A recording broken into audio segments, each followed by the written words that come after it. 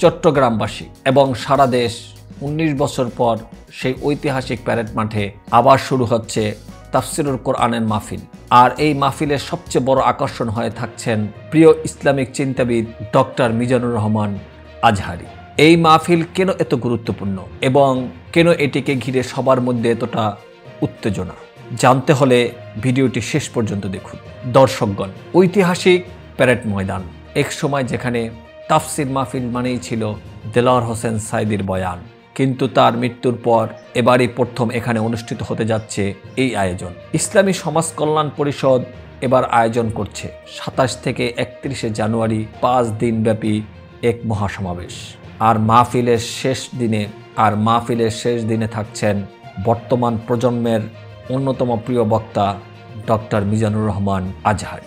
এই প্যারেড মাঠে সর্বশেষ তাফসির মাহফিল হয়েছিল ২০০৬ সালের ফেব্রুয়ারি মাসে।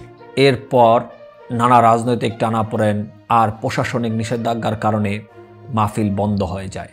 আজ ১৯ বছর পর এই মাহফিল নিয়ে চট্টগ্রামবাসীর মধ্যে উৎসাহ উদ্দীপনার যেন শেষ নেই। ইসলামী সমাজ কল্যাণ পরিষদের সভাপতি অধ্যক্ষ মোহাম্মদ তাহের জানিয়েছেন, এই মাহফিলকে সফল করতে গঠন করা হয়েছে ২৯টি সাব কমিটি। শহর জুড়ে নেওয়া হয়েছে বিভিন্ন সোনার এবং পরিবহন ব্যবস্থার প্রস্তুতি। দর্শকরা হয়তো ভাবছেন এবারের মাহফিলের মূল আকর্ষণ কি। অধ্যক্ষ তাহের জানিয়েছেন, প্রিয় বক্তা দেলোয়ার হোসেন সাঈদীর অনুপস্থিতিতে এবার মাহফিলের মূল আকর্ষণ হয়ে থাকছেন ডক্টর মিজানুর রহমান আজহারী।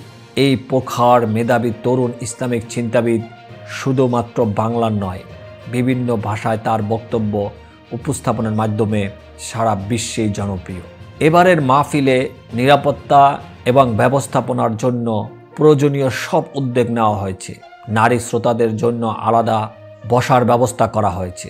মূল প্যান্ডেলে নারীদের প্রবেশের অনুমতি না থাকলেও মহসিন কলেজ, কাজেম আলী স্কুল এবং আশেপাশে অন্যান্য স্থানে বসার ব্যবস্থা রয়েছে। শ্রোতাদের জন্য থাকবে LED স্ক্রিনের মাধ্যমে সরাসরি সম্প্রচারের সুযোগ। এতো আয়োজন দেখে বোঝা যায় যে এবারের মাহফিল স্মরণীয় হয়ে থাকবে। তাহলে আপনি কি প্রস্তুত এই মাহফিলের অংশ হতে? ৩১ জানুয়ারি ডক্টর মিজানুর রহমান আজহারীর তাফসির শুনতে নিশ্চয়ই আমরা কেউই মিস করব না। বন্ধুরা, আপনাদের কি মনে হয় এই মাহফিল নিয়ে কমেন্ট সেকশনে আমাদের জানাতে ভুলবেন না।